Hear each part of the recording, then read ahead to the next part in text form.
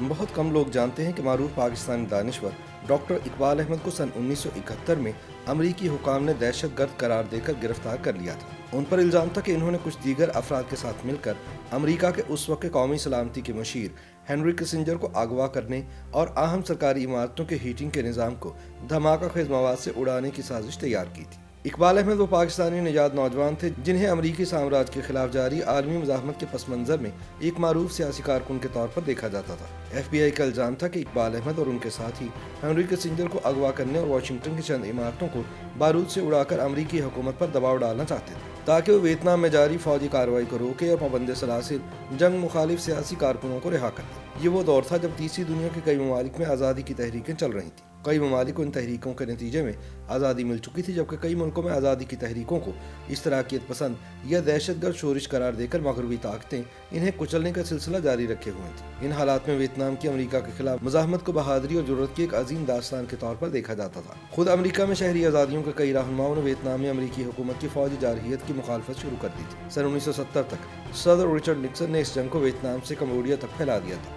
اس دوران 27 نومبر سن 1970 کو F B آئی کے ڈائریکٹر جے ایڈگر وور نے امریکی سینٹ کے سامنے اعلان کیا کہ انارکسٹوں نے اہم امریکی شخصیات کے اغوا کی ایک سازش تیار کی ہے تاکہ اپنے مطالبات منوانے کے لیے امریکی حکومت پر دباؤ ڈالا جا سکے۔ اس نے کہا کہ اغوا کنندگان جنوب مشرقی ایشیا میں جنگ کے خاتمے کا مطالبہ کریں گے اور سیاسی کارکنوں کی تاوان کے طور پر رہائی کا مطالبہ کریں گے۔ بعد ازاں اسی سازش کا حصہ ہونے کا الزام لگا کر 12 جنوری سن 1971 کو doctor Iqbal Ahmed, father Philip Berrigan, sister Elizabeth McAlister, father Neil McLaughlin, Anthony Scoblick اور فادر جوزف وینڈروتھ پر وفاقی قوانین کے تحت ہنری کسنجر کو اغوا کرنے اور واشنگٹن ڈی سی میں وفاقی حکومت کی عمارتوں کے ہیٹنگ سسٹم کو دھماکے سے اڑا دینے کی سازش کرنے کا فوجداری مقدمہ درج کر لیا گیا اور پھر ان تمام ملزمان کو گرفتار کر لیا گیا۔ ایف بی آئی کی چارج شیٹ کے مطابق ملزمان کے خطوط کے تبادلوں میں جو ہنری کسنجر کو اغوا کرنے کا منصوبہ بنا تھا وہ ایک سرکاری گواہ کے بقول اقبال احمد کی تجویز تھی۔ ان خطوط کے مطابق ملزمان نے منصوبہ بنایا تھا کہ وہ کسی ہنری کسنجر جیسے شخص کو اغوا کریں گے کیونکہ وہ اہم شخصیت تو ہے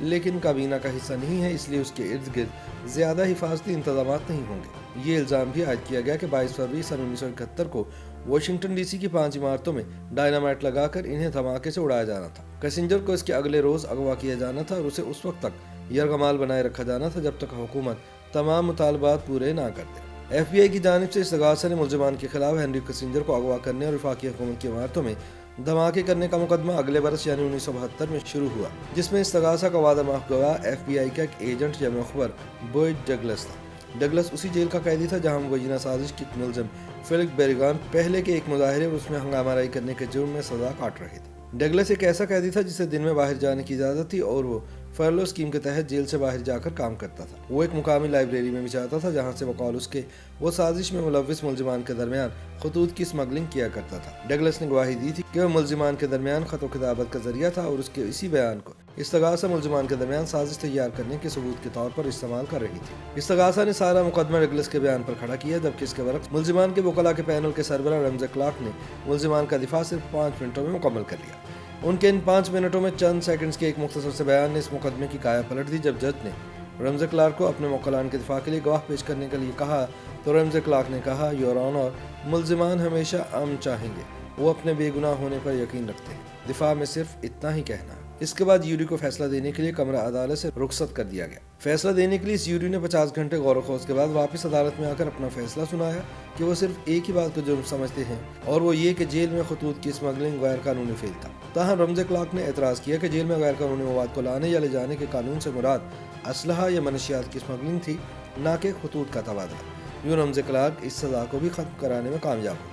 یوں اقبال احمد اور ان کے ساتھی ایف بی آئی کے لگائے گئے الزامات سے بری ہو گئے۔ یاد رہے کہ خلدونیہ یونیورسٹی بنانے کا آئیڈیا دینے والے مرحوم پاکستانی دانشور اقبال احمد انڈیا کی ریاست بہار میں سن 1932 میں پیدا ہوئے تھے۔ سن 1948 میں ان کا خاندان انڈیا سے ہجرت کر کے پاکستان آ گیا۔ انہوں نے ایف سی کالج لاہور سے تعلیم حاصل کی اور اس کے بعد اسکالرشپ ملنے کے بعد وہ کیلیفورنیا میں مزید تعلیم حاصل کرنے کے لیے امریکہ آ گئے۔ سن 1965 میں انہوں نے پی ایچ ڈی مکمل کی۔ 60 کی دہائی میں انہوں نے امریکی درسگاہ کارنل یونیورسٹی میں پڑھایا۔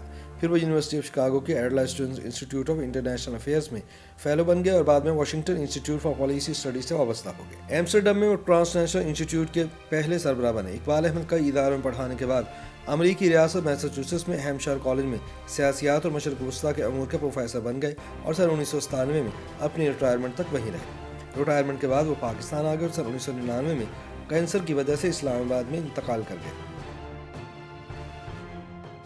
YouTube पर गूगली न्यूज देखने के लिए youtube.com की सर्च बार में गूगली न्यूज टीवी टाइप करें। गूगली न्यूज के पेज पर सुर्ख रंग के सब्सक्रिप्शन वाले बटन पर क्लिक करना ना भूलिए। YouTube पेज पर अपलोड होने वाली वीडियोस से बाखबर रहने के लिए बेल आइकन पर क्लिक कीजिए। आपको हर नई वीडियो के बारे में नोटिफिकेशन मौसूल हो जाएगा।